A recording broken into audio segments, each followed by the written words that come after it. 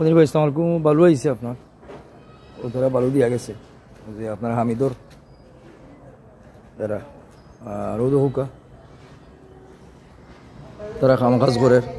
আজকে তারা তিনজনও আইছে, মাসুদ আইছে আর আজিজুল আইসেন, তাজউদ্দিন আইসেন, সকলও আইসেন, সব আইসেন রোদ হুকা তারা কাজ করে।